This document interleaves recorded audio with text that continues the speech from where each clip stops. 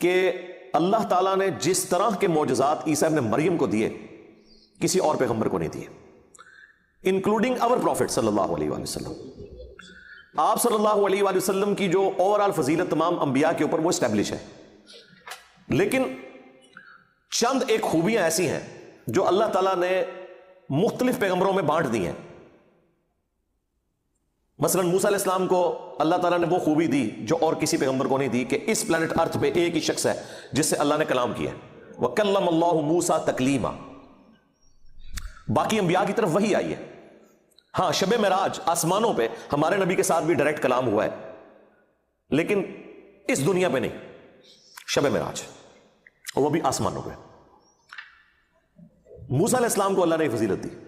بخاری مسلم میں آیا ہے کہ قیامت والے دن سب لوگ ننگے اٹھائے جائیں گے، سب سے پہلے ابراہیم خلیل اللہ کو لباس پہنایا جائے گا۔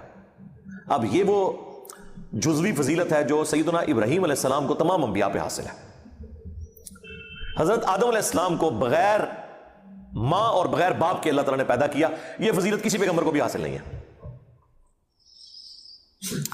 ہمارے نبی علیہ السلام کو صحیح مسلم میں آیا کہ اللہ تبارک و تعالیٰ نے جب شب معراج کے موقع پر انبیاء کرام کو جمع فرمایا یروشلم ایلیا میں، بیت المقدس کے اندر، تو وہاں پر آپ نے امامت فرمائی انبیاء کرام علیہ السلام کی۔ یہ ایک اناؤنسمنٹ تھی اوورآل فضیلت کی، جو قرآن میں آیا تلک الرسل فضلنا بعضهم علی بعض، یہ اللہ کے رسول ہیں، بعض کو بعض پہ اللہ نے فضیلت دی ہے۔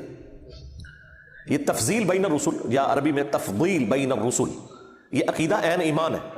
اس میں کوئی کسی کو شک نہیں ہونا چاہیے۔ لیکن تفریق بین الرسل یہ کفر ہے، جو قرآن میں ہے لا نفرق بین احد منہم، ہم ان میں ایمان لانے میں کسی میں فرق نہیں کریں گے۔ ہمارے لیے عیسیٰ ابن مریم کو پیغمبر ماننا بھی اتنا ہی ضروری ہے جتنا کہ محمد رسول اللہ کو صلی اللہ علیہ وآلہ وسلم۔ وہ سورۃ النساء میں آیا کہ اگر کوئی شخص سٹارٹ میں پارہ نمبر 6 کے سٹارٹ میں سورۃ النساء میں کہ اللہ اور رسول میں بھی ایمان لانے میں فرق کرے یا رسولوں میں ایمان لانے میں فرق کر دے، وہ پکا کافر ہے، کہ ہم بعض پیغمبروں کو مانیں گے بعض کو نہیں مانیں گے، یا اللہ کو مانیں گے پیغمبروں کو نہیں مانیں گے، یا اپنے مرضی کے پیغمبروں کو مانیں گے باقیوں کو نہیں مانیں گے۔ جس طرح یہودیوں نے دیکھیں جیسس کرائسٹ کا انکار کر دیا اور کافر ہو گئے، حالانکہ پروفیسیز موجود تھیں ان کی کتابوں میں کہ ایک مسایہ آئیں گے، وہ مسایہ آئے، وہ ان کی حرام خوریوں کے اوپر مولویوں کو پادریوں کو بتاتے رہے، یروشلم میں لیکچرز دیتے رہے، لیکن وہی بات ہے کہ بھئی 80-90 سال کے جو بڈھے ہیں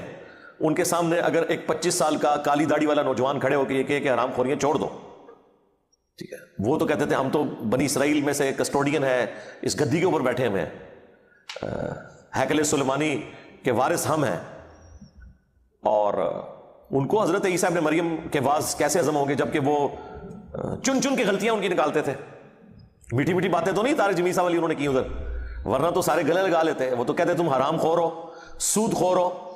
اشرافیہ کے لیے تم نے اور قوانین بنائے ہوئے ہیں، عوام الناس کے لیے اور قوانین بنائے ہوئے ہیں، اپنے آپ کو کسٹوڈین کہتے ہو حضرت یعقوب علیہ السلام کی نسل کا، بنو اسرائیل کا، اور کرتوت تمہارے جو ہیں وہ شیاطین والے ہیں،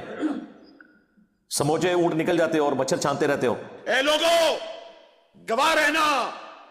یہ آدمی کس طرح خدا کے سچے بندوں پر خدا ہی کی عبادت خانے میں الزام لگا رہا ہے۔ گواہ رہنا، اب یہ بات ثابت ہو گئی ہے، اور وہ بھی ان تمام مقدس علماء کے سامنے،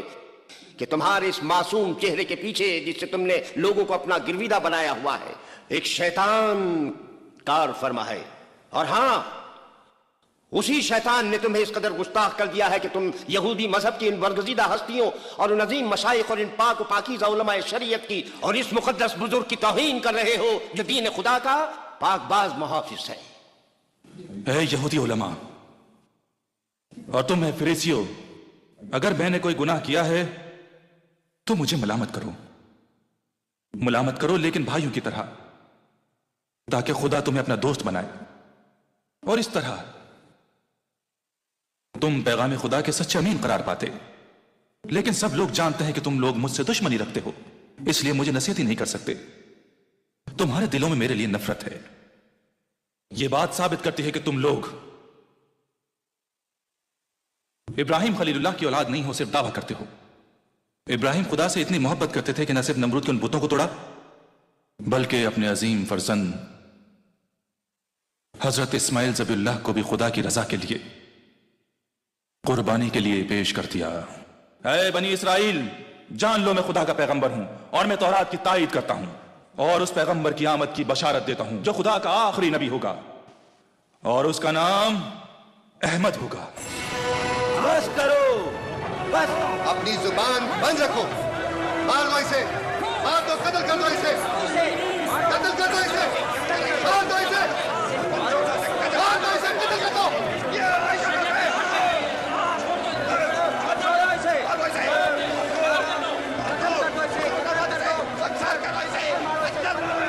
یہودی علماء کی شیطانی سازش کی وجہ سے عبادت گاہ میں موجود لوگ حضرت عیسیٰ علیہ السلام کے خلاف مشتعل ہو گئے۔ ہر شخص پتھر ہاتھ میں لے کر آگے بڑھ رہا تھا، لیکن حضرت عیسیٰ علیہ السلام اچانک ان کی نظروں سے غائب ہو گئے اور مسجد سے باہر اپنے حواریوں کے ساتھ بحفاظت نکل گئے۔ دوسری طرف کینہ پرور یہودی پیشواؤں کی اشتعال انگیزی کی وجہ سے بہت سارے لوگ ہنگامے کا شکار ہو کر قتل ہو گئے اور مسجد کا تقدس پامال ہو گیا۔